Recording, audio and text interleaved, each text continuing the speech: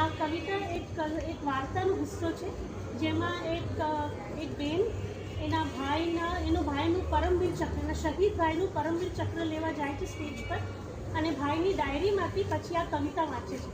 તો એ કવિતા આજે હું રજૂ કરું છું. કવિતાનું શીર્ષક છે હું એક સૈનિક. હું એક સૈનિક. હું કોઈ પણ જાતિનો હું, પણ સૈનિક છે મારું નામ. દેશ પ્રત્યે છે મારી ફરજ, નથી પ્રસિદ્ધિ માટેનું કામ. સમગ્ર દેશ છે મારો પરિવાર, નથી આ કોઈના પર ઉપકાર. અન્ય વ્યવસાય કરતાં મેં સેવા કરવી પસંદ કરી. તે વિશે મનમાં કોઈ પ્રશ્ન કે કોઈ શંકા નહોતી. ખાતરી હતી કે મારી અંદર જે આગ સળગી રહી હતી તે અવશ્ય દેશના દુશ્મનોનો ખાત્મો કરવા માટે હતી. માતા પિતાના બાથમાંથી બહાર નીકળી ઘરની બધી સુખ સાહેબી પાછળ છોડી. અંતિમ વિદાય વખતે છલકાણા તેમના આંસુ, અને સાથે સાથે આંખોમાં ગૌરવ પણ ચમક્યું. ભયંકર હાલાતમાં હું કઠિન જીવન જીવું છું.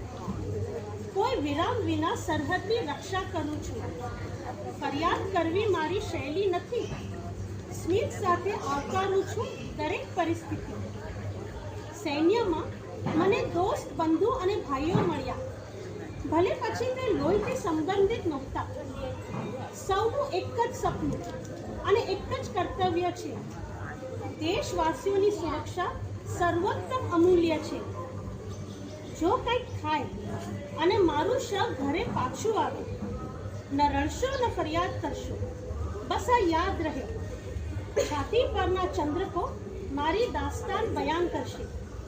યુદ્ધમાં ઘાયલ થયો, મારું લોહી સાબિતી આપશે. હું એક સૈનિક.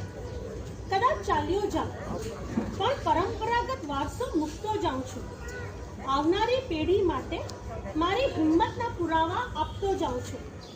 મારો ગણવેશ અને મારા ચંદ્રકો સાચવી રાખજો.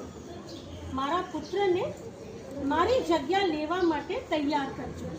Thank you.